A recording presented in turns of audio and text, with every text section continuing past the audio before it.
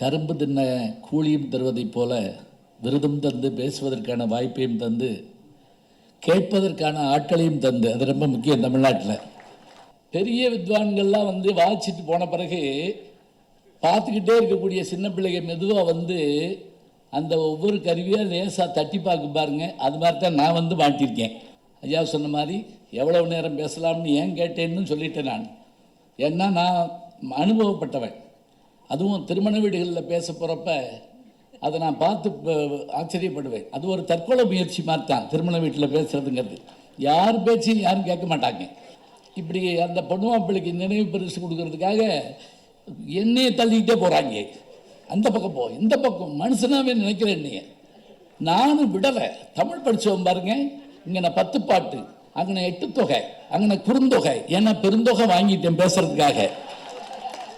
அதில் ஒரு அம்மா என்கிட்ட அந்த ரூம்குள்ளே போய் பேசியா ஒருத்தர் பேர் இல்லை அப்படின்னு சொல்லிச்சு.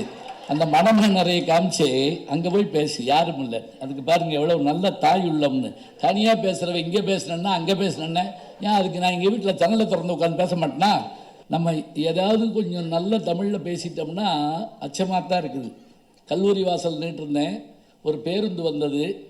இந்த பேருந்து மைய பேருந்து நிலையம் போகுமான்னு ஒருத்தர்கிட்ட கேட்டேன். அப்படின்னா என்ன அப்படின்னாரு.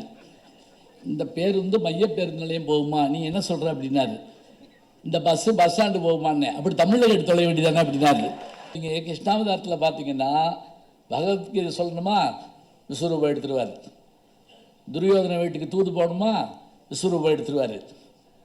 கர்ணனுக்கு வரம் கொடுக்கணுமா, திருமாலா உருவத்தை மாற்றிக்கிடுவார். இங்கே ராமனுக்கு அந்த வேலையே கிடையாது. இதில் கூட ஒரு பையன் வகுப்பில் கேள்வி கேட்டாங்க.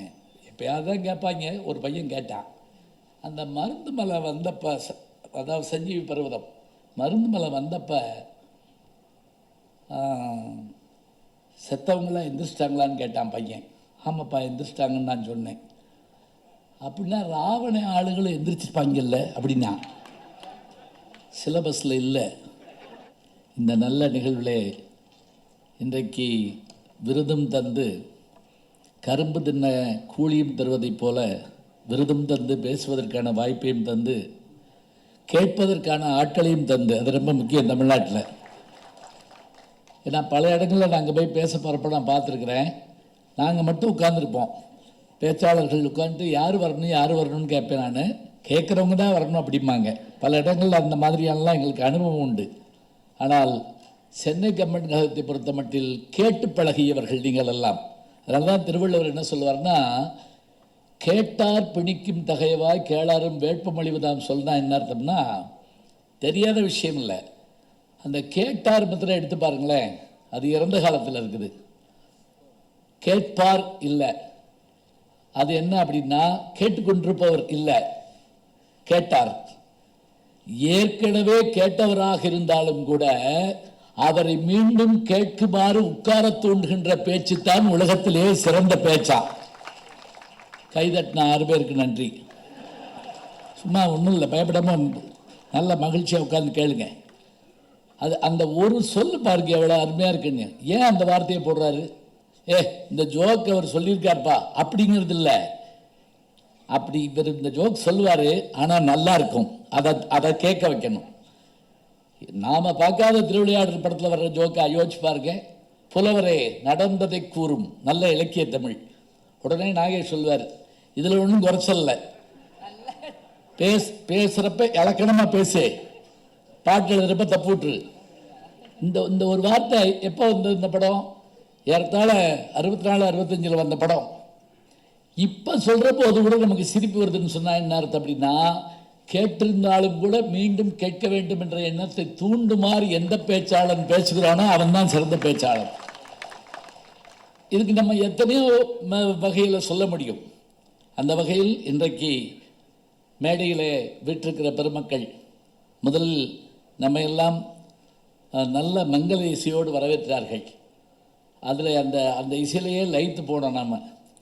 அதே போல் இறைவணக்கம் பாடிய செல்வன் ஸ்ரீவர்தன் அவ்வளவு அந்த உருவத்துக்கும் அந்த குரலுக்கும் எப்படி இயைந்து போச்சுங்கிறதே ரொம்ப அருமையாக இருந்தது. சரீரம் சாரீரம் ரெண்டுமே அழகாக இருந்தது.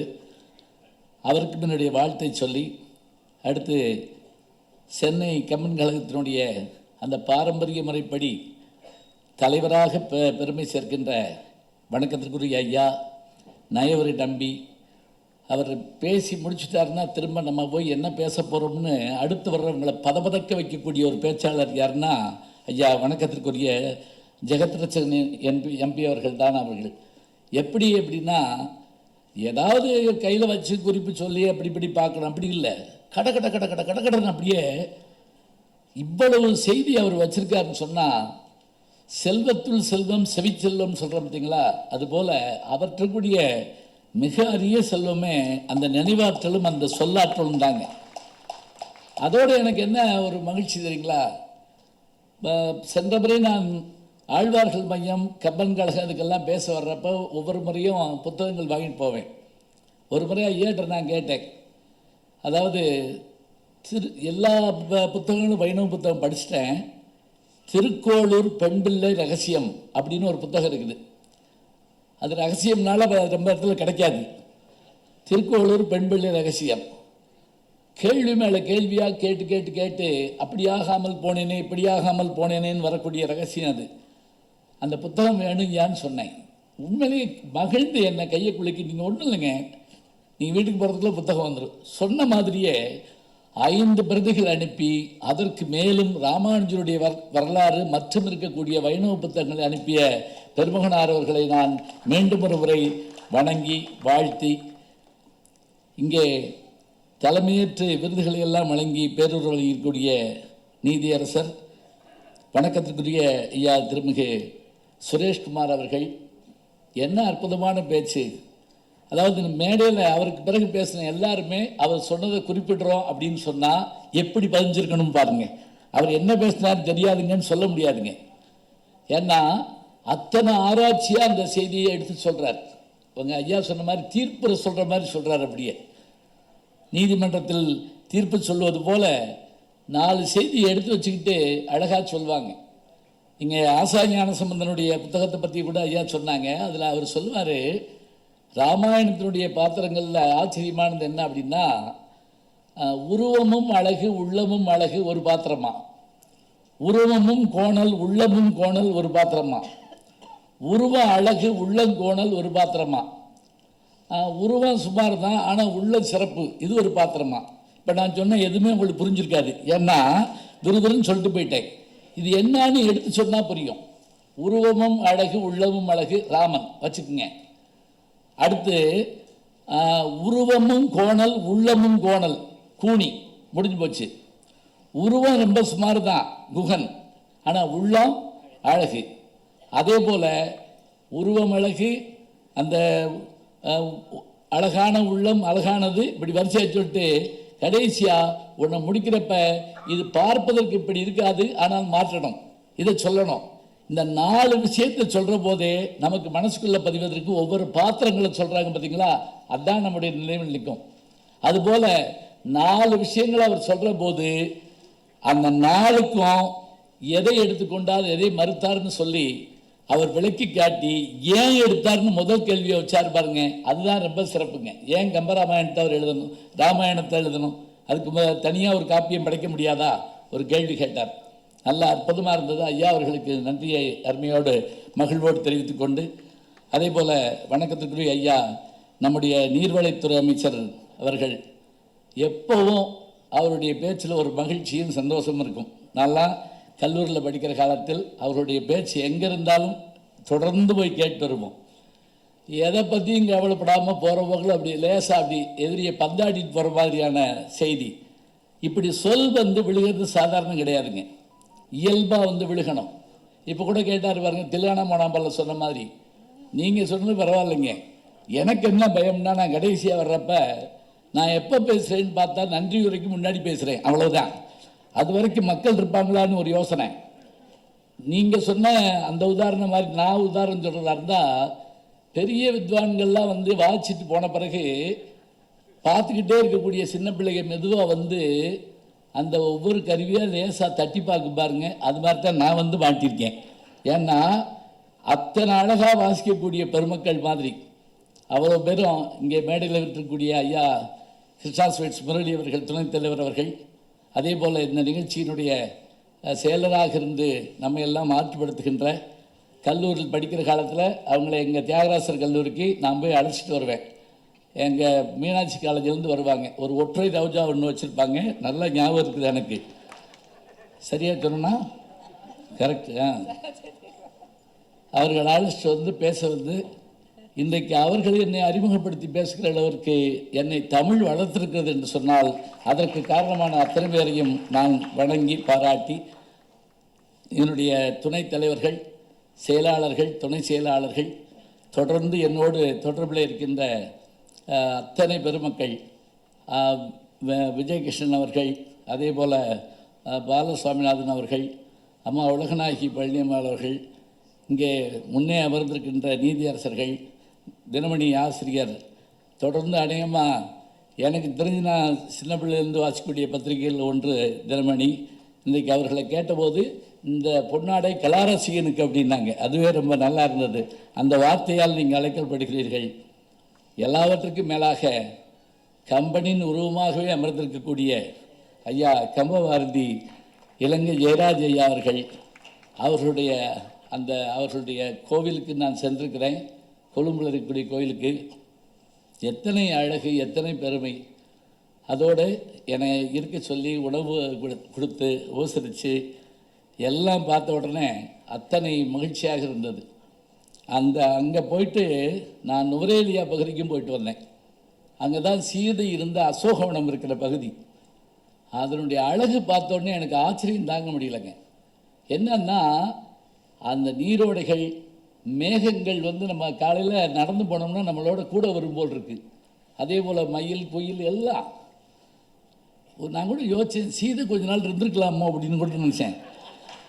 என்னென்னா இவ்வளவு நல்ல இடத்த விட்டுட்டு எதுக்காக போவானே அப்படின்னு கூட யோசிக்கலாம். சூழல்லாம் இருக்கட்டும், அந்த இடம் எப்படி மயக்குதுங்கிறதுக்காக நான் சொல்கிறேன்.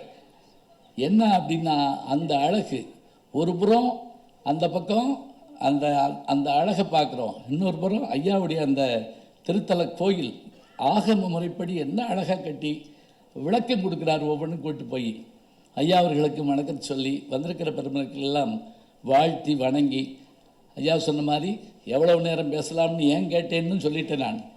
ஏன்னா நான் அனுபவப்பட்டவன்.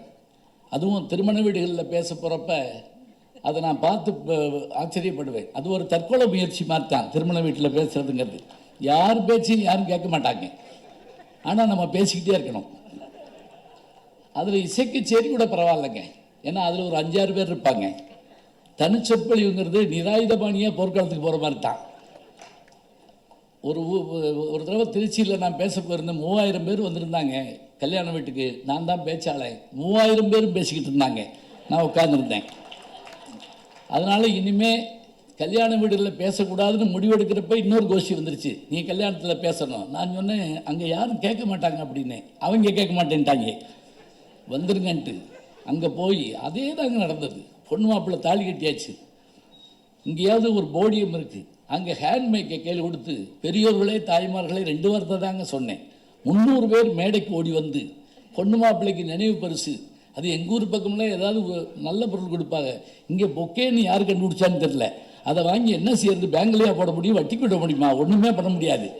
அது சில நேரங்களில் சுற்றி சுற்றி வேறு வருது. போகிறப்ப அப்படி இன்னொரு வாங்கிக்கிறாரு, கொண்டு நான் போய் கொடுத்துட்டு வரேன் அப்படின்னு. இப்படி இருந்தால் பார்த்துருக்கையில் தீபாவளி அன்னைக்கு பலகாரம் கொடுத்து விட்டோம்னா திருப்பி நம்ம வீட்டுக்கே வந்துடும் தெரியுமா. நான் அதுக்கு தான் சொல்லுவேன், இனிஷியல் போட்டு கொடுத்து விடு, நம்ம வீடு வருதான்னு பார்ப்போம் அப்படின்னு சொல்லுவேன். இப்படி அந்த பொண்ணு மாப்பிள்ளைக்கு நினைவு பரிசு கொடுக்கறதுக்காக என்னையை தள்ளிக்கிட்டே போகிறாங்க. அந்த பக்கம் போ, இந்த பக்கம் மனுஷனாவே நினைக்கிறேன் என்னைய. நானும் விடலை. தமிழ் படித்தவன் பாருங்க, இங்கே நான் 10 பாட்டு, அங்கே நான் 8 தொகை, அங்கே நான் குறுந்தொகை, ஏன்னா பெருந்தொகை வாங்கிட்டேன் பேசுறதுக்காக. அதில் ஒரு அம்மா என்கிட்ட வந்து அந்த ரூம்குள்ளே போய் பேசியா, ஒருத்தர் பேர் இல்லை அப்படின்னு சொல்லிச்சு. அந்த மனமே நிறைய காமிச்சு அங்கே போய் பேசி யாரும் இல்லை. அதுக்கு பாருங்கள் எவ்வளோ நல்ல தாய் உள்ளம்னு. தனியாக பேசுகிறவ இங்கே பேசினேன்னா அங்கே பேசினேன்னா ஏன் அதுக்கு நான் எங்கள் வீட்டில் ஜன்னலை திறந்து உட்காந்து பேச மாட்டேன்னா, கேட்டால் தானேங்க முடியும். இது எதுக்கு சொல்கிறேன் அப்படின்னா, பேசுறது கலை என்றால் அந்த ரசிகர்களை வளர்த்தெடுப்பது ஒரு கலை. நல்லா இந்த சபைக்கு போனால் கேட்பாங்க, அதான முக்கியம். 50 ஆண்டு காலம் இங்கே பேசி வளர்ந்த பெருமக்கள் இருக்கிற இடத்துல பேசுகிற போது அத்தனை மகிழ்ச்சியாகவும் சந்தோஷமாக இருக்குதுங்க. ராமனை பற்றி அதில் இருக்கிற செய்திகளை பற்றி, கம்பரை பற்றி, அவருடைய வாழ்ந்த காலத்தை பற்றி எல்லாம் சொல்ல சொல்ல சொல்ல ஆச்சரியமாக இருக்குது. ரொம்ப அழகாக வேறுபாடு காட்டினாங்க. சங்க இலக்கியங்களில் ராமகாதை சொல்லப்படுது, அது கம்பராமாயணம் இல்லை, நமக்கு தெரியும். ஏன்னா சங்க இலக்கியம் 2ஆம் நூற்றாண்டுக்கு முந்தி 2ஆம் நூற்றாண்டு ஒட்டி. அதே போல் சிலப்பதிகாரத்தில் ராமாயணம் சொல்லப்படுது, அது கம்பராமாயணம் கிடையாது. மூவுலகம் ஈரடியால் முறை திறம்ப வகை முடித்து தாவிய சேவடி சேர்ப்ப தம்பியோடும் கான் புகுந்து, வார்த்தையை பாருங்க, அதுதான் ராமாயண வார்த்தை. பாரதம் அதில் வரும், அது வில்லி பாரதம் இல்லை, அது மகாபாரதம் தான். அது அந்த வார்த்தையை சொல்கிற போது நல்லா இருக்கும். பஞ்சவர்க்கு தூது நடந்தானே பேசாத நாவண்ணனாவோ நாராயணா என்னாத நாவண்ணனாவோ போகிற போக்கில் அடிச்சு போகிற ஒவ்வொரு செய்தியும் வருது. இந்த வேறுபாடு நமக்கு தெரியணும்னா ரொம்ப பிந்தி வந்தவர் தான் கம்பர், 10-11களில் வந்தவர் தான். ஆனாலும் கூட அத்தனையும் உள்வாங்கி வச்சிருக்கிறாங்கிறது தான் பெரிய விஷயம். எந்த பாத்திரத்தை எடுத்தாலும் விளக்கிட்டு ஓடிட முடியாது. நான் முதல்ல சொன்ன மாதிரி ராமனை, அதே போல் கூனியை, அதே போல் அந்த குகனை, மந்தரை, அதில் முக்கியமாக அந்த கூனிக்கு பேர் இந்த கைகையை சொல்கிறப்ப தான் சொல்லுவாங்க, அவள் அழகாக இருப்பா, உள்ளம் மட்டும் கோணலாக இருக்குங்கிற விஷயத்தை சொல்கிறாங்கன்னா பாத்திரங்களை பார்த்து பார்த்து பார்த்து தேடி எடுக்கணும். இன்றைக்கி நான் எனக்கு கொடுத்துருக்கிறது என்ன அப்படின்னு பார்த்தீங்கன்னா, கதாநாயகர்களுக்கு இணையாக பேசப்படுகின்ற ஒரு பாத்திரம். அதாவது முதன்மை பாத்திரங்கள்னு சொல்கிற மாதிரி சொல்லக்கூடிய பாத்திரம் அஞ்சனை மைந்தன் அப்படிங்கிற அந்த பாத்திரம் தான். ஆஞ்சநேயர் அவ்வளோலாம் இருக்குங்க. அனுமார் ஈஸியாக இருக்கும். இப்படி சொன்னால் தான் அனுமார் கோயில் எங்கே இருக்குது அப்படின்னா தான் போவாங்க. ஆஞ்சநேயர் கோயில் எங்கே இருக்கிறது அப்படிம்பாங்க. நம்ம ஏதாவது கொஞ்சம் நல்ல தமிழில் பேசிட்டோம்னா அச்சமாக தான் இருக்குது. கல்லூரி வாசல் நின்றுருந்தேன், ஒரு பேருந்து வந்தது. இந்த பேருந்து மைய பேருந்து நிலையம் போகுமான்னு ஒருத்தர்கிட்ட கேட்டேன். அப்படின்னா என்ன அப்படின்னாரு. இந்த பேருந்து மைய பேருந்து நிலையம் போகுமா, நீ என்ன சொல்கிற அப்படின்னாரு. இந்த பஸ்ஸு பஸ் ஸ்டாண்டு போகுமான்னு, அப்படி தமிழில் எடுத்து தொலை வேண்டியதானே அப்படின்னாரு. அந்நேரம் வரைக்கும் நான் பேசுனது தமிழ் இல்லை, நான் என்ன செய்யறது. இப்போ பாருங்க, ஆஞ்சநேயர், அஞ்சனையின் மைந்தன், அனுமார், சுருக்கமாக புரிகிற மாதிரி சொல்கிறது. அது பல ஊர்களில் அனுமார் கோயில் ஸ்டாப் பண்ணி வச்சுருப்பாங்க, பார்த்துருப்பீங்க. அப்போ இதில் எனக்கு ஒரு சிறப்பு மகிழ்ச்சி என்ன தெரியுங்களா, நான் என்ன தலைப்பில் பேசலான்னு ஐயாட்ட கேட்குற போது அவங்களே தலைப்பு எடுத்து கொடுத்தாங்க. உண்மையிலே அந்த கூட்டம் நடந்துகிட்டு இருந்தது. ஐயா அவர்கள் தான் எப்படி பெரிய புராணம் எழுதுகிற போது அந்த உலகலாம் என்கின்ற வார்த்தையை சிவபெருமான் எடுத்து கொடுத்தாரோ, கந்தபுராணம் எழுதுகிற போது கச்சியப்பருக்கு முருகப்பெருமான் எப்படி முதல் அடியை எடுத்து கொடுத்தாரோ, அதுபோல் ஐயா அவர்கள் எடுத்து கொடுத்த தலைப்பு தான் இது. அதுவே எனக்கு பெரிய மகிழ்ச்சி. நம்முடைய ஐயா நயவரை நம்பி அவர்கள் இந்த தலைப்பில் பேசுங்க அப்படின்னு சொல்லி சொன்ன உடனே நான் மகிழ்ந்து போனேன். இதில் கூட என்ன ஆச்சரியம் தெரியுங்களா, சிவபெருமான் ஒரு பாட்டு எழுதி கொடுத்தாரு, அதில் ஒரு ஆள் தப்பு கண்டுபிடிச்சுக்கிட்டான். அதே போல் கந்தபுராணத்தில் திகட சக்கர செம்முகம் ஐந்துவான்னு அவர் ஆரம்பித்து அரங்கேற்றம் பண்ண போகிறாரு. கீழே இருந்து ஒருத்தர் எழுந்திரிச்சு திகழ் பிளஸ் தசக்கரம் திகட சக்கரம் வராது, பாட்டு தப்புன்ட்டான். அப்போ எல்லாம் அரங்கேற்றம் பண்ணுறப்ப தப்புன்னா அரங்கேற்றம் பண்ண முடியாது. கச்சியப்பரப்பு போய் படுத்துட்டார். படுத்துட்டு யோசிச்சார், உங்கள் வீட்டில் ஒழுங்காக பாட்டு எழுதுறதுக்கு ஆளே கிடையாதா? நீ இந்த பாட்டு எழுதுற, உங்கள் அப்பாவும் இந்த பாட்டு எழுதுறாரு, கொங்குதேர் வாழ்க்கை அந்த பாட்டில் தப்பு கண்டுபிடிச்சிக்கிட்டாங்க. இப்போ பாருங்கள், இங்கே ஒரு செய்தியை சொல்கிற போது நமக்கு என்ன மகிழ்ச்சி தெரியுமா, இந்த வார்த்தை இது யாருடைய வார்த்தைன்னா அனுமனுடைய வார்த்தை தான். நீ யாருன்னு கேட்குறப்ப நான் வாயுவின் புத்திரனோட விட்டுருக்கலாங்க. அடுத்த வார்த்தை என்னன்னா அவங்க அம்மா வேற சொல்கிறார். ஏன் தெரியுமா, தாயை குடல் விளக்கம் செய்த தாமோதரன். இந்த வார்த்தை தேவையா நமக்கு? தேவைதான். ஏன் தெரியுமா, அப்பாவை தெரியும், அம்மாவை சொல்லணும். மாயனை மண்ணு மடவதரை வைந்தனை தூய பெருநீர் யமனை துறையினை சொல்லிட்டு தாயை குடல் விளக்கம் செய்த தாமோதரனை தூயோமாய் வந்து தூமலர் தூவித்தொழுது வாயினால் பாடி மனதினால் சிந்திக்க போகைய பிழையும் புகுதருவான் நின்றனமும் தீயினில் தீசாகும் செப்பேளர் என்பாவாய். இதில் ஆச்சரியம், 5 இதை சொல்லிட்டு தீக்கு மாத்திரம் என்ன சிறப்பு தெரியுங்களா? நிலம், நீர், நெருப்பு, காற்று, ஆகாயம்ங்கிற போது இந்த நெருப்பு ஒன்று தாங்க அசுத்தப்படாது. மற்ற எல்லாத்துலேயும் அசுத்தம் கலந்துடும். நிலத்தில், நீரில், ஆகாயத்தில், எல்லாத்துலேயும். ஏன் அதில் கிடக்காது அப்படின்னா, நெருப்புக்கு அழுக்கை தின்கின்ற ஒரு தன்மை உண்டு. அது கிராமத்தில் நீங்கள் பார்த்துருக்கலாம், அழுக்கு துணியை வெள்ளாவி வைப்பாங்க. அப்படி வைக்கிறப்ப என்னன்னா அது அழுக்க சாப்பிடும்னு ஒரு நம்பிக்கை இருக்குது. அதனால் நம்ம செஞ்ச தப்புகள் மற்றவை எல்லாமே போய பிழையும் புகுதருவான் நின்றனமும் தீயினில் தூசாகம் செப்பேலோர் என்பாவாய். ஆண்டாள் சொல்கிற வார்த்தையிலிருந்து பார்க்குறோம். இந்த இவர் ஆஞ்சநேயர் சொல்கிற போதே, நான் அஞ்சனையின் மைந்தன் நாமமும் அனுமன் என்போன். அதான் ஆச்சரியம். 6 காண்டத்தில் முதல் 3 காண்டத்தில் கிடையாதுங்க இவர். பாலகாண்டம், ஆரண்ய காண்டம், அயோத்தியா காண்டம். நமக்கு கிஷ்கிந்தா காண்டம் வர்ற போது தான் அறிமுகமாகிறார் இவர். யார்? ஆஞ்சநேயர். அப்படி அறிமுகமாகிற போது கூட இன்னைக்கு நம்ம இந்த தலைப்பெல்லாம் இன்றைக்கு பேசினா எடுக்குமா? கல்லூரிகளில் பேசலாங்க.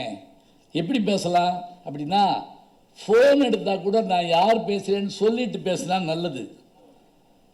செய்கிறதே இல்லை.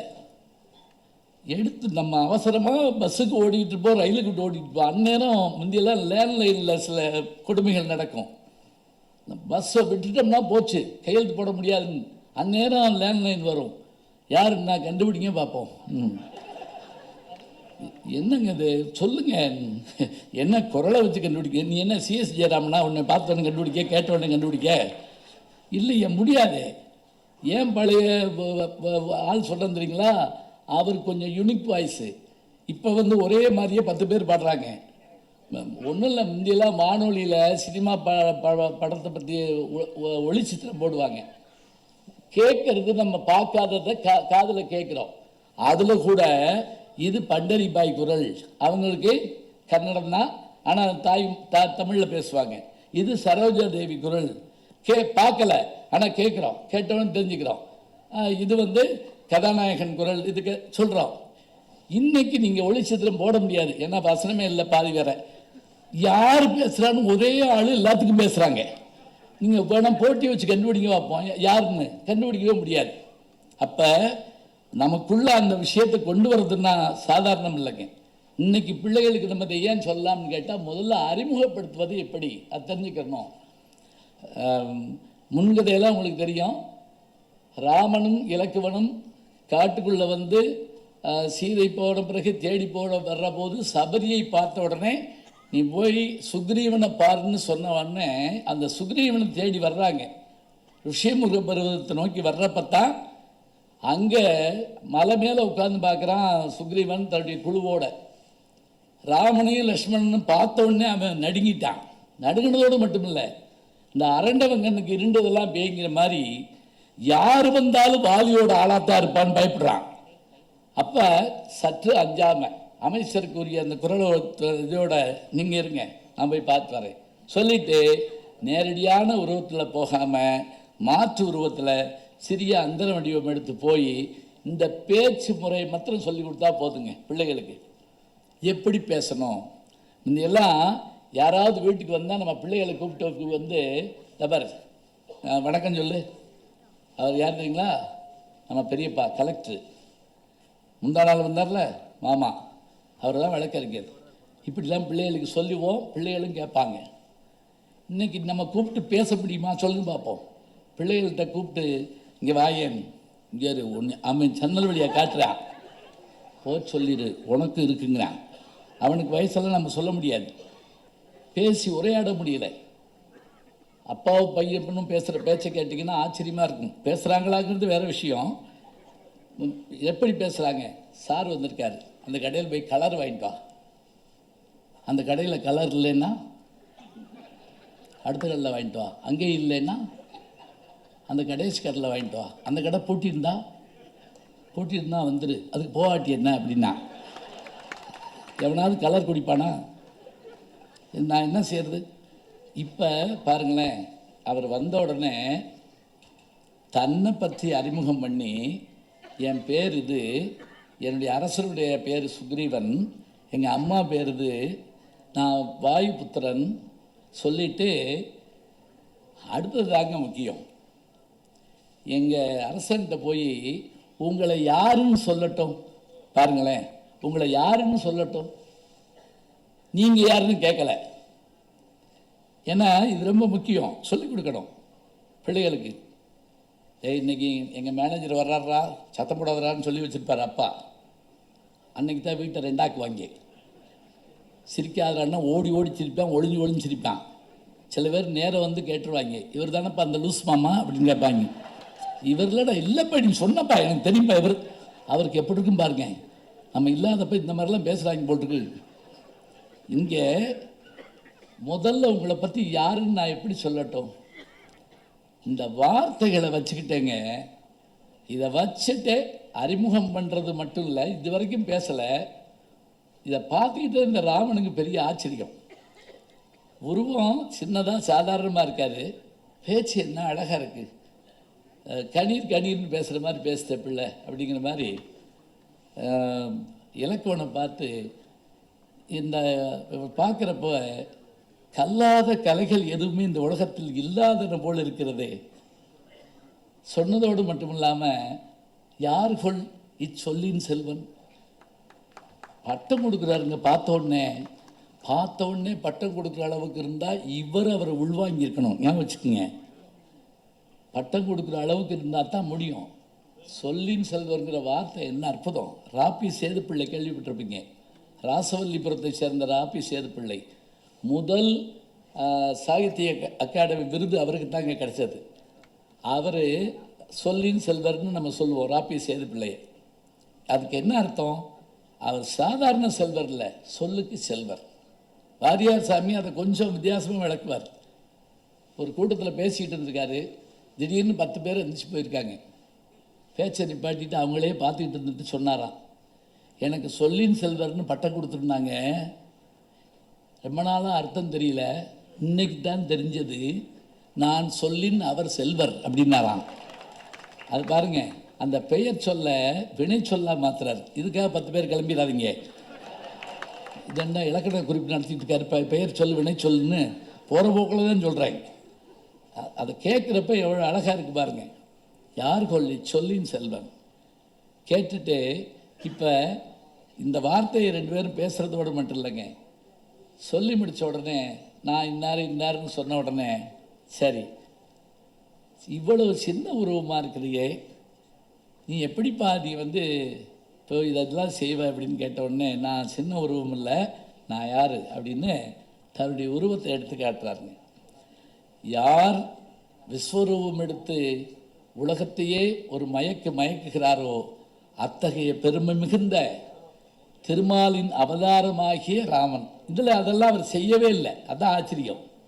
ராமாயணத்தில் நீங்கள் கிருஷ்ணாவதாரத்தில் பார்த்தீங்கன்னா பகவத்கீதை சொல்லணுமா விஸ்வரூபம் எடுத்துருவார். துரியோதன வீட்டுக்கு தூது போகணுமா விஸ்வரூபம் எடுத்துருவார். கர்ணனுக்கு வரம் கொடுக்கணுமா திருமாலா உருவத்தை மாற்றிக்கிடுவார். இங்கே ராமனுக்கு அந்த வேலையே கிடையாது. ஆனால் அவருக்கு முன்னாடி இப்படி இந்த உருவத்தை காமிச்சு நான் இவ்வளோ பெரிய உருவம் உள்ளவன் தான் சொல்லி அறிமுகம் பண்ணிட்டு அவங்கள அந்த அழைச்சிட்டு போய் இந்த முதல் காட்சியிலே கைதட்டு வாங்குறதா சொல்ல வந்துடுறீங்களா? இது வேணுங்க.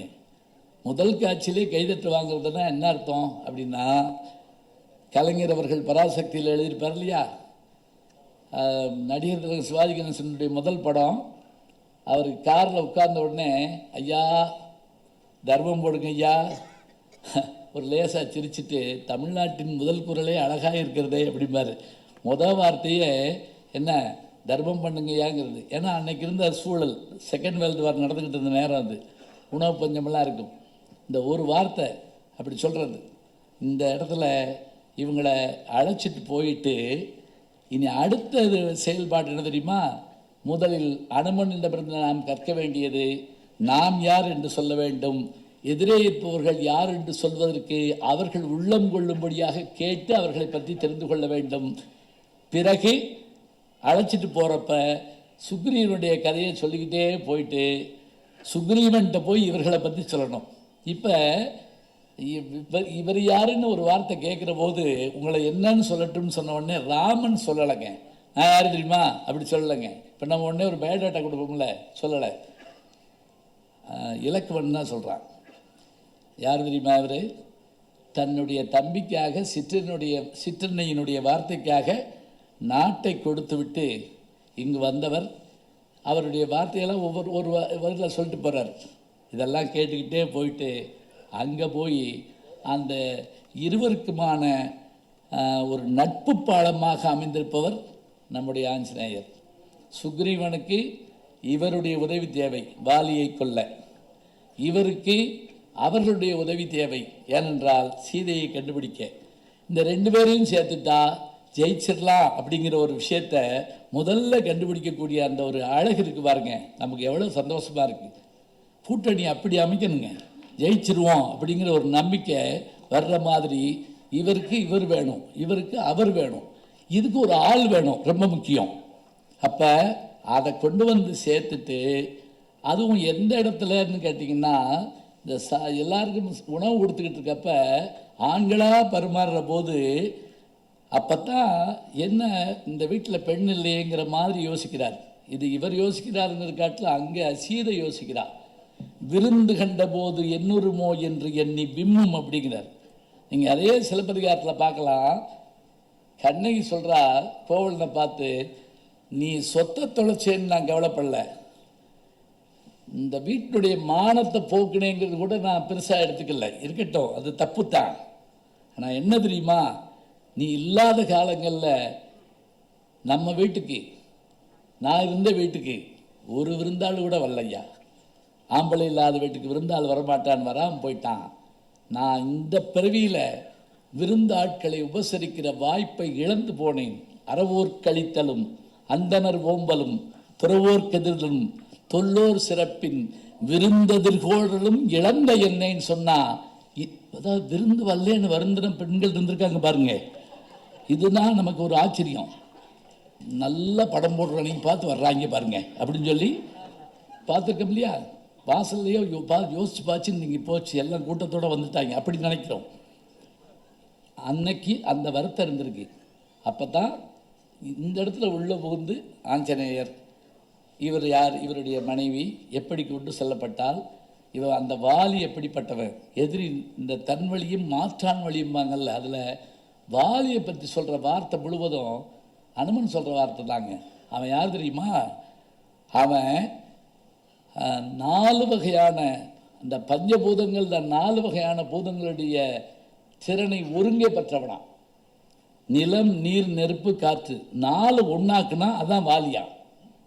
அது மட்டும் இல்லை, அவனுக்கு இன்னொரு சிறப்பு என்ன தெரியுமா, அவன் திருப்பார்கடலை தேவர்களும் அசுரர்களும் கடைஞ்ச போது தேவர்கள் விளக்கப்படி மயக்கம் போட்டு விழுந்துட்டாங்க. அவங்களுக்கு வேறு வேலை கிடையாது, படார்னு மயக்கம் போட்டு விழுந்துட்டான். உடனே என்ன பண்ணான், ஒரு ஆளாக நின்று அதை பிடிச்சி இழுத்து அதை அந்த அமிர்தத்தை எடுப்பதற்கு காரணமாக இருந்தது இவன் தான். அதுக்கு மேலே என்ன, இவனுக்கு ஒரு அபாரமான ஆற்றல் ஒன்று உண்டு. என்னன்னு கேட்டால், எதிரி வர்ற போது அந்த எதிரியினுடைய பலத்தை அப்படியே பாதியாக வாங்கக்கூடிய ஆற்றல் உண்டு அப்படிங்கிற ஒரு செய்தியையும் ராமனுக்கு அந்தந்த நேரத்தில் சொல்லி எல்லா செய்தியும் சொல்லக்கூடிய ஆற்றல் அனுமன்கிட்ட இருக்கு. இப்போ பாருங்கள், நம்ம இந்த ஒரு கொஞ்ச நேரத்தில் கிஷ்கிந்தை காண்டத்தில் பார்த்து முடிக்கிறதுக்குள்ளே இத்தனை விஷயத்தை சொல்லி முடித்த உடனே அடுத்து சுந்தரகாண்டம் வர்றப்போ எனக்கு தெரிஞ்சுக்குங்க. சுந்தரகாண்டம் வர்ற போது அதுக்கு முன்னாடி இருந்த காண்டங்கள் எல்லாம் பாலகாண்டம் இளமை பருவத்தை சொல்கிறது, அயோத்தி காண்டம் ஊரை பற்றி சொல்கிறது, ஆரண்ய காண்டம் இடத்தை பற்றி சொல்கிறது, சுந்தரகாண்ட மாத்திரம் பேரை வச்சு சொல்கிறது.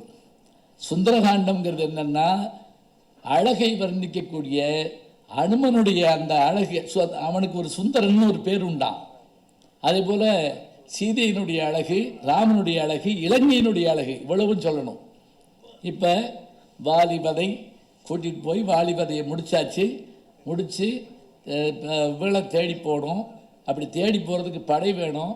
படை வர்ற போது அவன் சொன்ன நேரத்துக்கு அவன் வரல. சுக்ரீவன் ஐயா சொன்னாங்கல்ல, கல்லுண்ணாமைன்னு ஒரு விஷயத்தை சொன்னாங்கல்ல. இப்போ ஒரு புது கவிதை படித்தேன், நான் சொல்கிறேன், உங்களுக்கு புரியுதான்னு பாருங்களேன். புது கவிதை கொஞ்ச நேரம் ஆகும் புரியறதுக்கு, இருந்தாலும் சொல்கிறேன். வள்ளுவன் கல்லுண்ணாமையை பனை ஓலையில் எழுதினான். புரியல, கரெக்டாக தெரிஞ்சு. வள்ளுவன் கல்லுண்ணாமையை பனை ஓலையில் எழுதினான். என்ன அர்த்தம்? பனைமரம்னா கல்லையும் தருது, பனைமரம்னா ஓலையும் தருது. அந்த கல்லை வேடாம்னு அந்த ஓலையிலேயே அந்த வள்ளுவன் எழுதுனான்னு சொல்லி ஒருத்தர் கற்பனை பண்ணுறானே, எவ்வளோ நல்லா இருக்கு. கவிதையை கேட்கறது பெருசு இல்லைங்க, அதை ரசிக்க தெரிஞ்சிட்டோம்னா போதும். அதுதான் நமக்கு கிடைச்சிருக்கக்கூடிய ஒரு அற்புதமான ஒன்று. சுந்தரகாண்டம்ங்கிற பேரில் இத்தனை அழகு விஷயங்களை சொல்கிறாங்க. சரி, இப்போ தேர்ந்தெடுத்து தென்திசைக்கு இவர்களைத்தான் யுத்தகாண்டம் தான் முக்கியம்.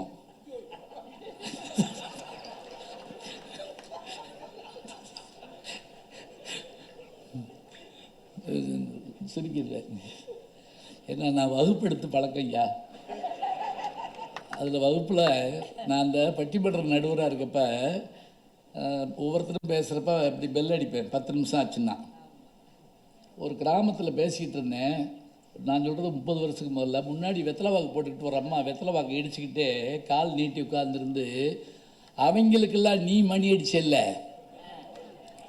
உனக்கு யார் மணி அடிப்பா அப்படின்னு கேட்டுச்சு. நான் என் மனசுக்குள்ளேயே மணி அடிப்பேன்னே. எப்படின்னு கேட்டுச்சு. இந்த பாருங்க, வகுப்புக்குள்ளே போய் நம்ம பாடம் நடத்துகிறப்ப கண்டுபிடிச்சி போடலாம். சில பேர் கடிகாரத்தை பார்ப்பாங்க பையங்க, சில பேர் கலட்டி ஆட்டி பார்ப்பேன், ஓடுதா ஓடலையா, இவரே உட்காந்துருக்காரு.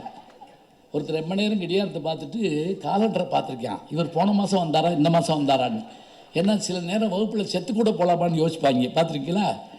அப்படியெல்லாம் இருந்தாலும் கூட ரொம்ப சுருக்கமாக முடிச்சுறதுங்கிறது நம்ம முக்கியமான ஒன்று. நான் இப்போ சுந்தரகாண்டம்னு அவர் பயந்து அடுத்து இனிமேல் யுத்தகாண்டம் 6 பகுதி, அதுவும் அண்ணாமலை இப்போ பார்த்திங்கன்னா அண்ணாமலை சுட்டு பதிக்கிறதுக்கு பார்த்துருக்கீங்களா? அது வரைக்கும் இருக்கக்கூடியது ஒவ்வொரு அயோத்திய காண்டம் 2, யுத்தகாண்டம் 6. ஒன்று அவ்வளோ தூரம் போக மாட்டேன், எனக்குள்ளே நின்றுவேன், சுருக்கமாக தான் சொல்லுவேன். அப்போ அங்கங்கே 2 இல்லை. இப்போ நம்ம இந்த வீட்டுக்குள்ளே நெட்ஃப்ளிக்ஸில் அமேசானில் படம் பார்க்குறப்ப என்ன ஒரு வசதி தெரியுங்களா? அப்படியே நிப்பாட்டிட்டு போய் சாப்பிட்டு வரலாம், அது பாட்டுக்கு நிற்கும்.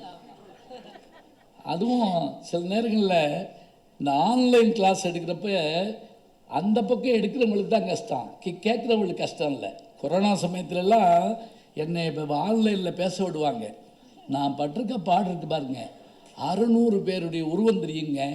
600 பேரும் 600 வேலை பார்த்துக்கிட்டு இருப்பாங்க. அதெல்லாம் ஒருத்தர் அதை முந்திரி பருப்பு வறுத்ததை இன்னொருத்தர் ராஜ்கிரண் மாதிரி அப்படியே நரன்னு கடிச்சு ஒன்றை சாப்பிட்டுக்கிட்டு இருக்காரு. இன்னொருத்தர் என்ன பண்ணுறாரு, இது நான் முகம் மாறாமல் பேசிக்கிட்டே இருக்கணும்.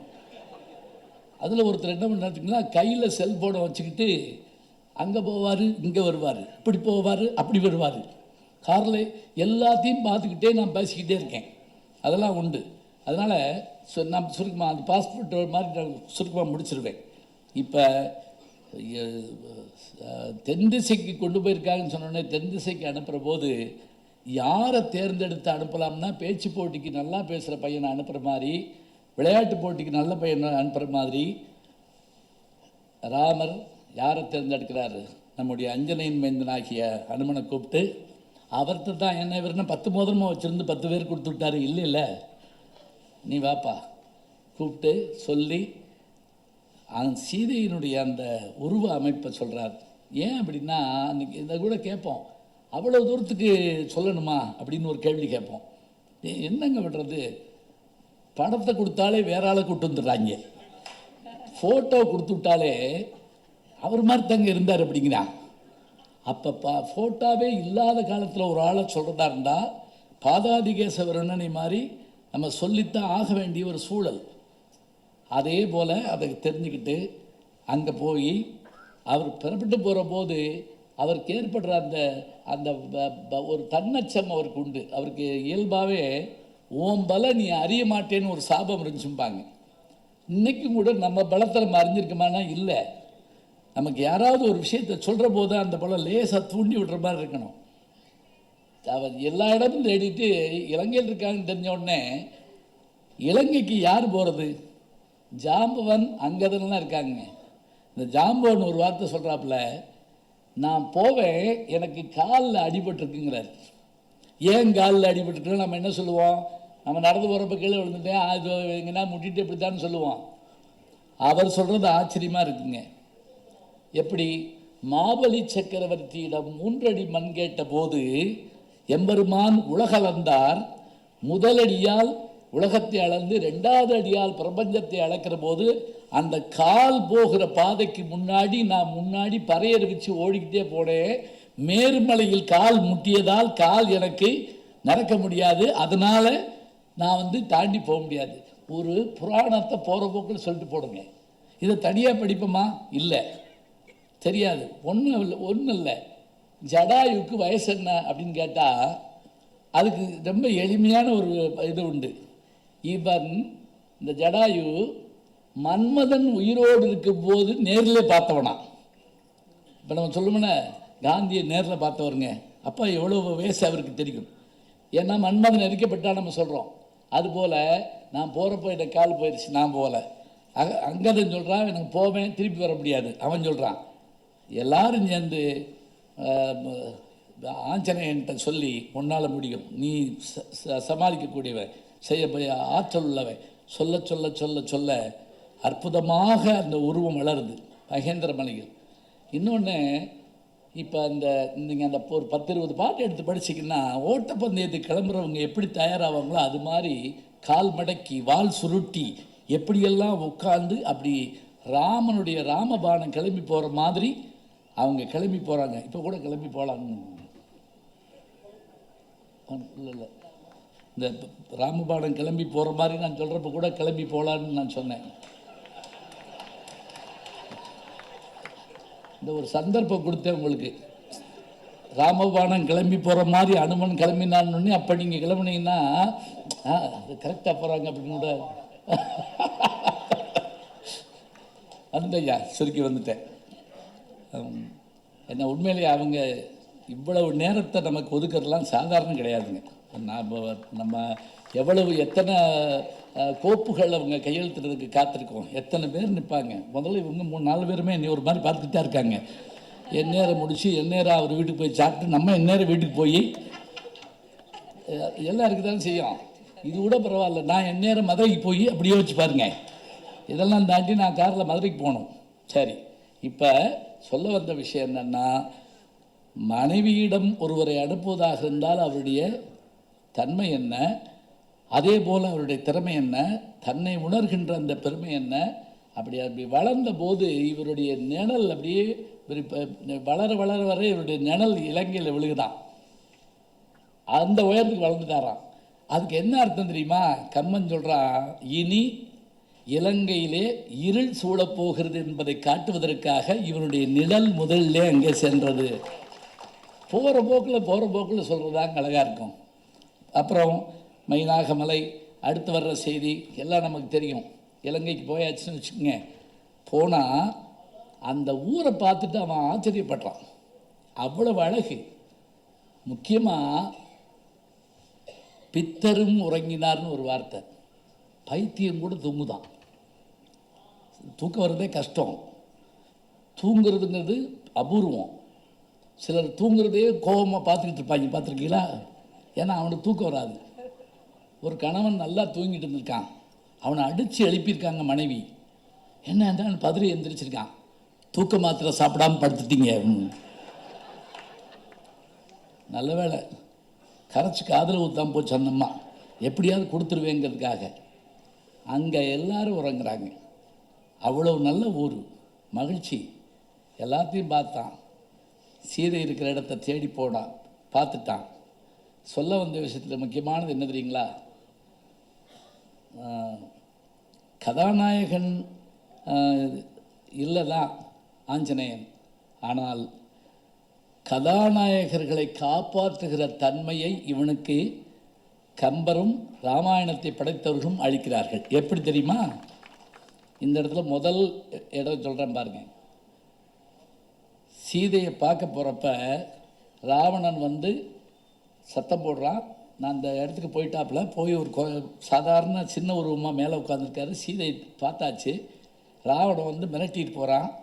இப்படி மிரட்டிட்டு போகிற போது பார்த்துக்கிட்டே இருக்கப்ப அந்த அம்மா என்ன செய்யுது, அங்கே இருந்த மாதவி கொடி ஞாபகம் வச்சுக்கோங்க. மாதவி கொடி 2-3 இடத்துல வருது இலக்கியங்களில்.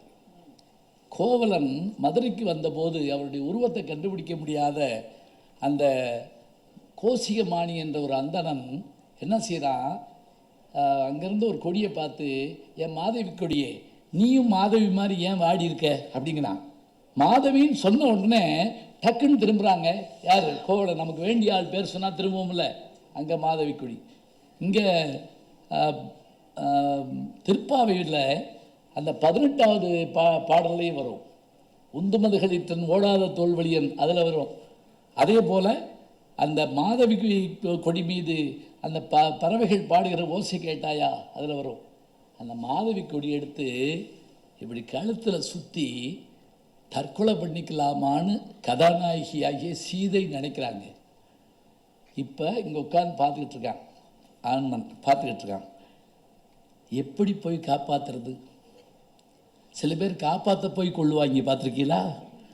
அவன் லேசாத்தான் தூக்கில் தொங்கியிருக்கான், எப்பான்னு போய் இழுத்துருவாங்க.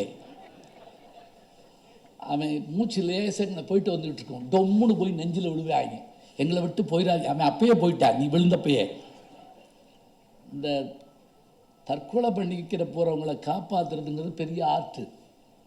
இப்போ இறங்கி போகவும் முடியாது, சத்தம் போடவும் முடியாது. என்ன செஞ்சாப்புல தெரியுமா? ராமனுடைய பெயரை சொல்ல ஆரம்பிக்கிறான் அனுமன். ராம ராம ராம ராம ராம ராமன் சொன்ன உடனே நமக்கு வேண்டிய ஒரு பேச்சு சொல்லு கேட்ட உடனே ஒரு நிமிஷம் இந்த இந்த மாதிரி முடிவெடுக்கிறவங்கள ஒரு நிமிஷம் அப்படி மாற்றிட்டோம்னா நம்ம அப்புறம் எடுக்க மாட்டாங்களாம். சில பேர் சொல்லிக்கிட்டே இருப்பாங்க, செய்ய மாட்டாங்க. அது வேற. இந்த வாரம் தற்கொலை பண்ணுறான்னு அதுக்குள்ள ஒரு புதுப்படம் ரிலீஸ் ஆகிடுச்சு. நீ இப்படியே தெரிய போகிறப்போ ஒருத்தன் 14வது பாடியிலேருந்து குதிக்க போயிருந்திருக்கான். குதிக்கிறேன்னு பயமுறுத்திக்கிட்டு எடுத்திருக்கான். கீழே இருந்த ஒரு இன்ஸ்பெக்டர் பார்த்தார், துப்பாக்கியை காட்டினார். இறங்கி வரையா சுடவாடான்னு இருக்கார். இறங்கி வந்துட்டான். குதிக்கத்தானே போகிற, சொல்லட்டும்னு சொல்ல மாட்டான். மனசு தைரியம் இல்லை. இப்போ இந்த வார்த்தையை கேட்டோடனே அந்த முடிவை மாற்றிக்கிட்டு நம்ம வந்த உடனே பிறகு தயார்னு சொல்லி கனையாளியை கொடுத்து அந்த சூடாமணியை வாங்கிக்கிறாங்க. நம்பர் 1, சீதா பிராட்டியினுடைய அந்த முடிவை மாற்றிய பெருமை ஆஞ்சநேயருக்கு உண்டு. ஞாபகம் வச்சுக்கோங்க. 1. அடுத்து 2 முறை இலக்குவனுடைய உயிரை காப்பாற்றிய பெருமையும் அனுமனுக்குத்தான் உண்டு. 2 முறை. பிரம்மாஸ்திரத்தை அவன் ஏவுகிற போது, இந்திரசித்தன் ஏவுகிற போது, அதிலிருந்து கணைகளாக பிரிஞ்சு பிரிஞ்சு பிரிஞ்சு பிரிஞ்சு சல்லி சல்லியாக போகிற மாதிரி அடிபட்டு விழுகிறப்ப ஏறத்தாழ அனுமனும் சேர்த்தான் விழுந்துட்டான். அப்புறம் விபீடன் வந்து ராமன் வந்து அவரை எழுப்பி, அவன் சிரஞ்சீவி ஆதலால் எழுப்பி, போய் மருந்து மலையை கொண்டு வா அப்படிங்கிறாங்க. மருந்து மலையை கொண்டு வந்து அந்த அந்த வாடை பட்டவுடனே எந்திரிச்சிட்றாங்க. இதில் கூட ஒரு பையன் வகுப்பில் கேள்வி கேட்டாங்க. எப்போயாவது தான் கேட்பாங்க. ஒரு பையன் கேட்டான், அந்த மருந்து மலை வந்தப்போ, அதாவது சஞ்சீவி பர்வதம் மருந்து மலை வந்தப்போ செத்தவங்களாம் எந்திரிச்சிட்டாங்களான்னு கேட்டான் பையன். ஆமாப்பா எந்திரிச்சிட்டாங்கன்னு நான் சொன்னேன். அப்படின்னா ராவண ஆளுகளும் எந்திரிச்சிருப்பாங்கல்ல அப்படின்னா. சிலபஸில் இல்லை.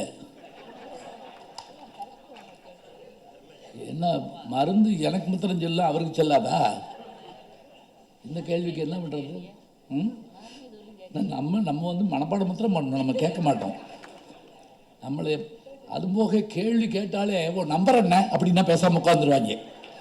எந்திரி, ஓ நம்பர் என்ன சார்? நான் கேட்கல சார், இந்த இப்போ கேட்டேன் அப்படின்ட்டுருவோம். படார்னு உடனே மாறிடுவோம்.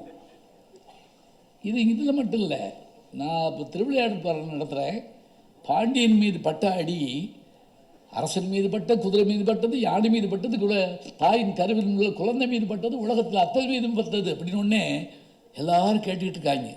ஒரே பையன் எந்திரிச்சா அப்போ ஒரு கேள்வி கேட்டான், எல்லாரும் மேலேயும் பட்டுச்சா? ஆமாடா, அப்போ அவர் எழுதியிருக்கார்ல. அப்படின்னா அவர் புட்டு தின்னார்ல, அது எல்லாருக்கும் போய் சேர்ந்துச்சா அப்படின்னு கேட்டான். அடி எல்லாத்துக்கும் பட்டுச்சுல்ல, சாப்பிட்ட புட்டு எல்லாத்துக்கும் போய் சேர்ந்துச்சா? சேர்ந்துச்சுன்னு எழுதுறாருங்க திருவிழாடல் ஆசிரியர் பரஞ்சோதி முன்னர் எழுதுறாரு. தான் உண்ட உணவு எல்லாரையும் சேர்கிற வண்ணம் சேர்ந்தது அப்படின்னு ஒரு வார்த்தை எழுதுறாரு. இங்கே வாங்க, அப்போ ராவண ஆட்கள் எந்திரிக்கலையா? எந்திரிக்கலை. ஏன் தெரியுமா? சொல்லுங்க பார்ப்போம். ஒன்றும் இல்லை, நானே பதில் சொல்லிடுவேன், நீங்கள் கவலைப்படாதீங்க. ஏன்னா வகுப்பில் நான் அதைத்தான் செஞ்சேன். நானே கேள்வி கேட்பேன். எதுக்கு நமக்கு ஊர் பகை? தெரியாதுன்னு சொல்லுவானே, வெளியே வாடான்னு நான் சொல்லுவானே, உள்ளே வாடான்னு அவன் சொல்லுவானே. ஒரு அப்பா ஒரு பையனை கேட்டார், உங்கள் வகுப்புலேயே நல்லா படிக்கிறது யார்? எங்கள் வாத்தியார் அப்படின்னு இருக்காங்க. ஏன்னா 10 வருஷமாக அவர் தானே அதை நடத்திக்கிட்டே இருக்கார். சரி, ஏன் எந்திரிக்கலை அப்படின்னா, இந்திரஜித்தன் இந்த இதை போட்டுட்டு பார்க்குறான், எல்லாரும் அனுமன் உள்பட எல்லாரும் விழுந்து கிடக்கிறாங்க. இப்போ அப்பாவை போய் கூட்டுற போகிறான். அப்பா க்ளோஸ், ஆல் க்ளோஸ். அப்போ அவனுக்கு ஒரு கிரிமினல் யோசனை வந்துச்சு.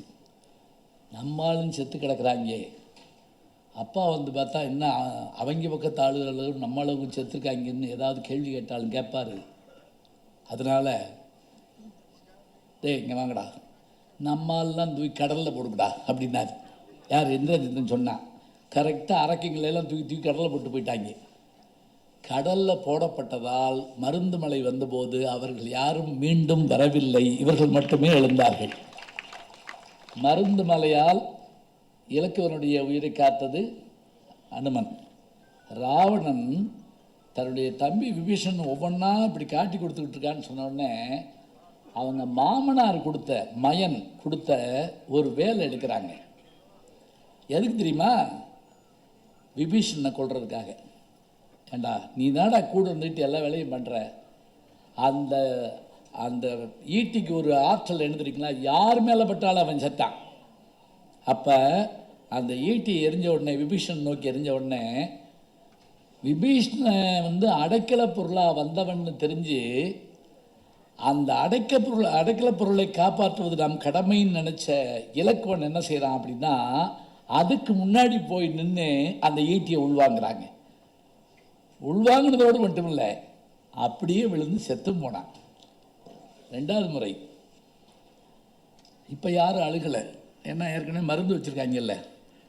போப்பா போய் கொண்டு வா. மீண்டும் போகணும். இன்னொன்று பார்த்து தெரிஞ்சுக்கங்க, எத்தனை மலைகளை தாண்டி போனார். 10,000 பாட்டுன்னா எத்தனை மலைகளை தாண்டி போனார், எத்தனை இடத்த தாண்டி போனார். மீண்டும் கொண்டு வந்து, அது ஏன் மலையை தூக்கிட்டு வந்தார்னு ஒரு கேள்வி இருக்குங்க. ஏன் மலையை தூக்கிட்டு வந்தார் தெரியுங்களா? சஞ்சீவி மூலிகை எதுன்னு தெரியாது. அவசரத்தில் அண்டாக்குள்ளே கை போகாதும்பாங்க நம்ம ஊரில், கேள்விப்பட்டிருக்கீங்களா? அது மாதிரி நம்ம போய் மெடிக்கல் ஷாப்பில் மருந்து தேடிக்கிட்டு இருக்கக்கூடாது. மெடிக்கல் ஷாப்பே தூக்கிட்டு வந்துட்டோம்னு வச்சுக்கோங்க, இன்ஜெக்ஷன் வேணா எடுத்துக்கலாம், மருந்து வேணா எடுத்துக்கலாம், மாத்திரை வேணா எடுத்துக்கலாம், டானிக் வேணா எடுத்துக்கலாம். மலையவே தூக்கிட்டு வா, கொண்டு வந்துட்டார். 2வது முறையும் கொண்டு வந்ததால் இலக்குவன் உயிர் காப்பாற்றப்பட்டது. முக்கியமானது என்னென்னா, இலக்குவன் விழுந்து கிடந்தப்ப ராமன் அழுத அழுக இருக்கு இல்லையா? என்ன சொல்கிறான் அவன்? உன்னை வர சொல்லேடா, நீ வந்தியேடா. அது மட்டும் இல்லை, உங்கள் அம்மா சொன்னது நடந்து போச்சே, ஒருவேளை நீ வர்றதா இருந்தால் நீ வரக்கூடாது, ராமன் தான் வரணும். நீ இறந்தேங்கிற செய்தி எனக்கு வரணும்டா. முன்னம் முடி என்ற ஒரு வார்த்தையை சொல்லி அனுப்பினாலே, அதுபோல் நீ இறந்து போயிட்டியாடா. நீ என்னையை நம்பித்தானடா வந்த. அப்படி கதறி அழுது தானும் தன் உயிரை மாய்த்து கொள்வதற்கு முயல நினைக்கிற போது தான் என்ன செய்கிறாருன்னா, ஆஞ்சநேயர் போய் மருந்து மலையை கொண்டு வர்றாருன்னா, இங்கே கதாநாயகி உயிரை காப்பாற்றுகிற நிலை, இலக்குவன் உயிரை காப்பாற்றுகிற நிலை, இந்த 2 பேரை உயிராக கருதுகின்ற ராமனுடைய அந்த மனநிலையை மாற்றுகின்ற நிலை, எல்லாவற்றுக்கும் மேலே என்ன தெரியுங்களா? ராவண பெரும் வல்லமை வாய்ந்தவன் தான், அவனுடைய ஆற்றல் மிக அதிகமானது தான். அவனை ராமன் தான் வீழ்த்தணும். ஆனால் நேருக்கு நேரம் மோதி பார்க்குறாங்க அனுமன். முதல் நாள் போர்லேயே இது நடக்குது. ஏற்கனவே 2 பேரும் அங்கே செஞ்சுருக்காங்க. அசோகவனத்தை அழிச்சிட்டு வர்றப்ப அந்த நெருப்பு வச்சு இலங்கை அழிச்சிட்டு தான் வர்றாப்புல. இப்போ 2 பேருக்குள்ள சண்டை வந்துருச்சு. ஒரு ஒப்பந்தம் போட்டுக்கிட்டாங்க. எப்படி தெரியுமா? இந்த பார், உன் 20 கையை வச்சு என்னை ஒரு குத்து, நான் தாங்கிட்டேன்னா நான் என் 2 கையை வச்சு உடனே ஒரு குத்துவேன். நீயும் தாங்கிட்டேன்னு வச்சுக்கோ, இனிமே யுத்தத்தில் 2 பேரும் சண்டை போடக்கூடாது. இது ஒரு ஒப்பந்தம். சரி, அதே மாதிரி செய்யும். இப்போ முதல்ல ஆஞ்சநேயன் நீ அடி அப்படின்னு சொல்லி ராவணன் சொன்னான். அவன் என்ன நினச்சிட்டான், இந்த உருவத்தில் அடிப்பான்னு நினச்சிட்டான். அவன் கிருன்னு வளர்ந்து பேருரு கொண்டு 2 கையும் வச்சு ஒரு குத்து இங்கே விட்ட உடனே ராவணன்ட்ட என்னன்னு கேட்டிங்கன்னா, 8 திக்கும் உள்ள யானைகளை தன்னுடைய மார்பிளை மோத விட்டு தந்தம் முறிந்த இடத்தில் தங்கத்திலே பூண் போட்டு வச்சுருப்பானான். இந்த காதில் இது போடுறோம்ல, அது மாதிரி இவன் விட்ட ஒரு குத்தில் உண்மையிலே அவன் எதிரியாக இருந்தாலும் வில்லனாக இருந்தாலும் கதிகலங்கி போனாங்க. அப்போ தான் அந்த தந்தங்கள் யாவும் முதுவொலியாக பிச்சுக்கிட்டு ஓடி போச்சு. அப்படி இதைத்தான் அந்த முதல் நாள் பொருளை நீ போயிட்டு வான்னு சொல்கிறப்ப வாரணம் பொருத மார்பும் சொல்கிறாருல, அது போச்சுங்கிறத காட்டுறது இந்த இடம். சரி, இப்போ ராவணன் ஒரு வழியாக சமாளித்து நின்றுக்கிட்டு அவன் திருப்பி 20 கையை வச்சு ஆஞ்சநேயர் ஒரு குத்து விட்டாப்புல. ஆஞ்சநேயர் அந்த குத்தை வாங்கிட்டு லேசாக ஒரு ஆட்டம் கண்டுட்டு அப்புறம் அவர் நின்றுக்கிட்டார். இப்போ 2 பேரும் அதுக்கு பிறகு சண்டை போடல. இது முக்கியம். அந்த காலத்துலலாம் போருக்கு அழைப்பாங்க, அழைச்சி சண்டை போட முடியலன்னா போயிட்டா விட்டுறணும், வீடு வரைக்கும் விரட்டி போகக்கூடாது. சண்டையில் தோத்துட்டா போக சொல்லிடணும், தோக்குற மாதிரி இருந்தால் விட்டுடணும். அதுதான் நம்ம இதில் பார்க்குறோம். அதோட சண்டைக்கு வான்னு கூப்பிட்டா வந்துடணும். சக்கர வியூகத்துக்குள்ள அபிமன்யுவை இழுக்க போகிறப்ப முதல் திட்டம் என்ன போடுறாங்க தெரியுமா? அர்ஜுனன் பக்கத்தில் வரக்கூடாது. ஏன்னா அந்த சக்கர வியூகத்தை உடைக்க தெரிஞ்ச ஒரு ஆள் அதை உருவாக்கின துரோணர், உடைக்க தெரிஞ்ச இன்னொரு ஆள் அர்ஜுனன், உள்ளே போக தெரியும் வெளியே வர தெரியாத ஆள் அபிமன்யு. இப்போ இந்த நேரத்தில் நீங்கள் பார்த்தீங்கன்னு சொன்னால் அர்ஜுனனை கிட்ட வரவிடாமல் இருப்பதற்காக தேர்ப்படையை சேர்ந்தவர்களெல்லாம் கூப்பிட்டு நீ போய் அவனை போருக்கு கூப்பிடு, வேற பக்கம் கூட்டிகிட்டு போங்க. சம் சத்தகர் வந்து கூவ வெகுண்டு தனஞ்சயனேகினனே, சம் சத்தகர் வந்து கூவ வெகுண்டு தனஞ்சயனேகினேன்னா அவன் பக்கம் போய் திசை திருப்பி போயிடுறாங்க. யுத்தத்துக்கு கூப்பிட்டா வரணும், சண்டை போடணும்னு நிற்கணும். இங்கே ராவணனை அப்படி அடித்த அடியில் அந்த வாரணம் பொருத மார்பில் இருந்த அந்த இதுகள்லாம் தந்தங்கள்லாம் பிச்சுக்கிட்டு போச்சுன்னு பார்க்குறோம்.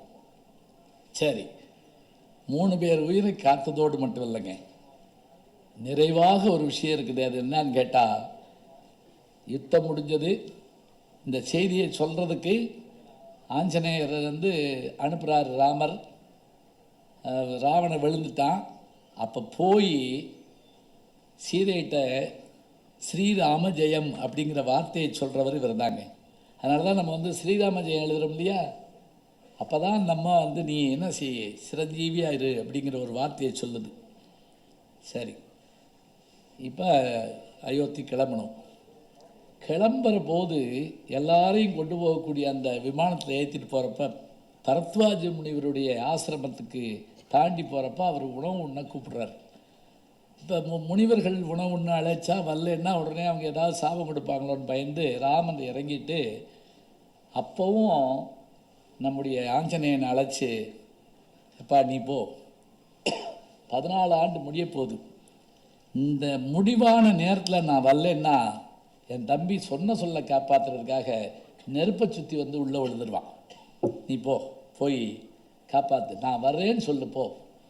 அதே போல் இப்படி சொல்லி முடித்ததோடு மட்டுமில்லை, தன்னுடைய கணையாளியை ஞாபகம் வச்சுக்கங்க, சீதையை பார்க்குறதுக்கு ஒரு கணையாளி கொடுத்து விடுறாரு.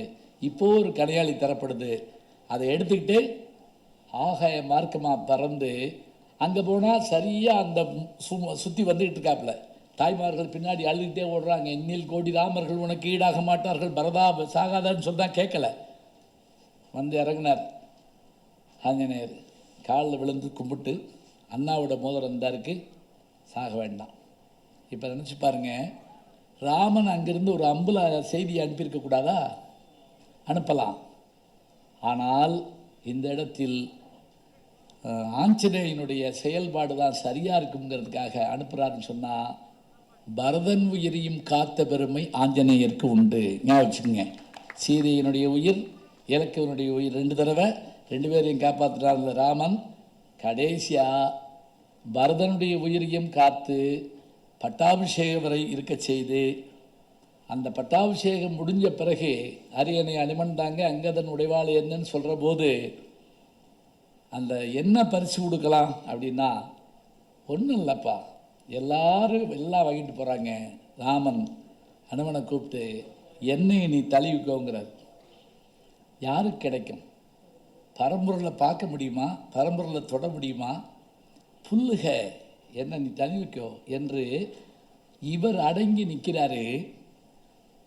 அவர் அஞ்சு நிற்கிறார். அப்படியே இந்த வாய்ப்பை பெற்றவர் இவர் தான். இந்த பெருமை எதுக்காக சொல்லப்படுது அப்படின்னா, வெறும் அஞ்சனையின் மைந்தனாகத்தான் அறிமுகமாகி, ஒரு அந்தன சிறுவனாக அறிமுகமாகி, எல்லாருடைய மனத்தையும் கவர்ந்து இன்னொரு கதாநாயகன் போல வந்து வில்லனோட மோதி ராவணனுடைய இளையகுமாரனாகிய அக்ஷயகுமாரன் அவனையும் கொன்று இலங்கையை ஒரு அரட்டி என்னென்ன விஷயங்களில் மாறுதல் செய்யணுமோ அத்தனையும் செஞ்சு காட்டி இவ்வளவு வேலைகளை செய்கின்ற தன்மையை ஆஞ்சநேயருக்கு இந்த கதாபாத்திரத்திற்கு கொடுத்திருக்கிறார்கள் என்று சொன்னால் எத்தனை பெருமை. சரி, ராமாயணத்தோடு இவர் கதை முடிஞ்சு போதா? சிரஞ்சீவின்னு சொன்னாங்களே அப்படின்னா என்ன அர்த்தம்? சாகாமல் இருக்கணும். மகாபாரதத்தில் ஒரு சிரஞ்சீவி உண்டு. யார் தெரியுங்களா? அஸ்வத்தாமன். அந்த அஸ்வத்தாமன் கடைசி நேரத்தில் செஞ்ச, இந்த கல்கி படம் பார்த்துருந்தேன்னு தெரியும், கடைசி நேரத்தில் செஞ்ச தப்புக்காகத்தான் கிருஷ்ண பரமாத்மா ஒரு வார்த்தை சொல்கிறாரு, குருத்துரோகி உலகத்தில் உண்டு, ஆனால் நீ கருத்துரோகி. அந்த அபிமன்யுடைய மகன் அவன் கருவில் இருக்கிற போது அது தொலைச்சிட்டு போகட்டும் சொல்லி நீ பானத்தை விட்டுட்ட, திருப்பி வாங்குங்கிறார். எனக்கு வாங்க தெரியாதுங்கிற, அப்படி படிச்சிருக்கேன் அவன். இந்த சில பேருக்கு குதிக்க தெரியும், ஏற தெரியாதுல்ல, அது மாதிரி யோசிச்சுட்டு இப்படி நீ செஞ்சிட்ட. அதனால் என்ன தெரியுமா, உன் பிணத்தை நீயே தூக்கி கொண்டு அலைவாய். எவ்வளோ குடும்பம் தெரியுங்களா? நம்மளை தூக்கி போடக்கூட ஆள் இல்லைன்னா எப்படி இருக்கும்? இதுதான் அவன் பெற்ற ஒரு கொடிய விஷயம். இங்கே இவர் சிரஞ்சீவி நல்லவர்னால என்ன தெரியுங்களா, ராமாயணத்தோட முடியலைங்க, பாரதத்துலேயும் இவர் வர்றார். புட்பயா திருச்சர்க்கம்னு ஒரு பகுதி இருக்குது. இங்கே பாஞ்சாலி ஒரு மலர் கேட்டான்னு சொல்லி இதை எடுக்க போகிறப்ப பீமன் ஒரு குரங்கு படுத்திருக்கு, வாழை நீட்டிக்கிட்டு, வாழை நீட்டுறப்ப காலை மடக்கு வாழை மடக்குங்கிறாப்புல. அது சொல்லுது, எனக்கு முடியலப்பா, நீ கொஞ்சம் லேசாக தூக்கி விட, காலில் எரிஞ்சிருவேன், ஏதாவது செய்ப்பா. அது கதாயுதத்தை வச்சான் பீமை, வச்சுட்டு தூக்கி பார்க்குறான். பாரதத்தில் 1000 யானை பலமுடையவர்கள் 4 பேருங்க. 1000 யானை பலமுடையவர்கள் 4 பேர். ஒருவன் துரியோதனன், இன்னொருவன்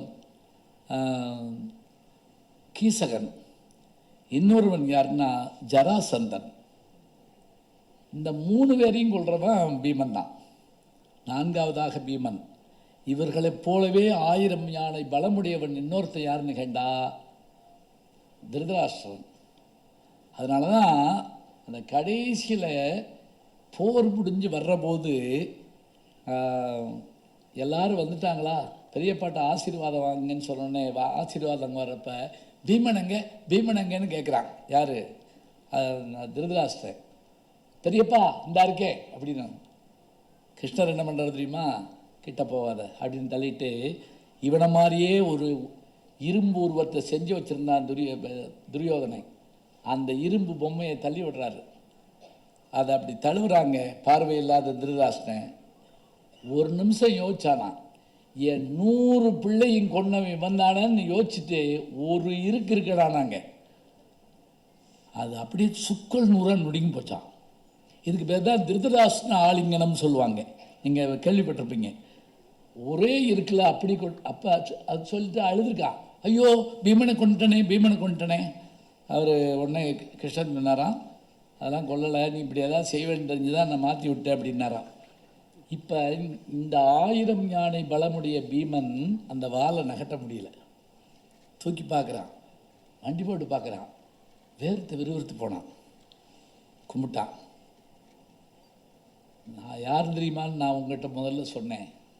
கடலை கடந்து அசோகவனத்தை அழித்து பெரும் சாதனைகள் பண்ண ஆஞ்சநேயருடைய தம்பின்னு நான் சொன்னேன். என்னால் முடியலை. நீங்கள் யார்?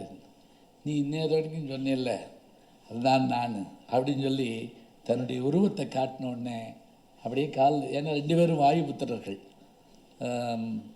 பீமனும் வாயுபுத்திரன், அனுமனும் வாயுபுத்திரன். என்ன வர வேணும்னு கேட்டாராம். ஒன்றும் இல்லை, அர்ஜுனனுடைய தேரில் கொடியாக இருந்து சங்கநாதம் செய்து எங்களுக்கு வெற்றியை தர வேண்டும், அதே மாதிரி செஞ்சு காட்டுறேன் சொல்கிறாரு. ஆசீர்வாதத்தை பெற்றுக்கொண்டு அவன் மலர் பறிக்க போகிறான்.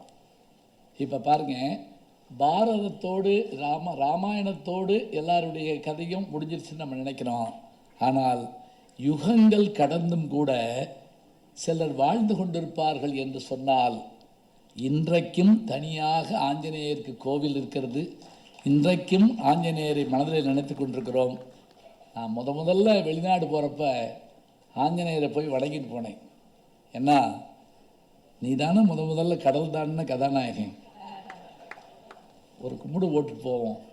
போயிட்டு வந்து நம்ம ஊரில் வடமாலை சாத்துவோம்னு சொல்லணும் இல்லையா, அது மாதிரி பலம், வீரம், அத்தனை பேர் குடும்பத்தோடு வாழ்ந்தாலும் பிரம்மச்சரியம், ஒழுக்கம், எதிர்க்கு இறங்குதல், உயிரை காக்கிற தன்மை, பெண்ணாக இருந்தால் கொஞ்சம் அச்சப்பட்டு நிறுத்தல், இத்தனை குணாதிசயங்களை உள்ளடக்கிய ஒரு பாத்திரம் எதுவென்றால் வெறும் அனுமன் இல்லை, அது அஞ்சனை பெற்ற பிள்ளை. அதுதான் ஈன்ற பொழுதில் பெருதுவக்கும் தன்மகனை சான்றோன் என கேட்ட தாய் யாரென்றால் அவள்தான் அஞ்சனை என்று சொல்லி, அந்த அஞ்சனினுடைய மகனாகிய ஆஞ்சநேயருடைய திருவடிகளை வணங்கி வாழ்த்தி இருந்து கேட்ட உங்களையும் பாராட்டி விடைபெறுகிறேன். நன்றி, வணக்கம்.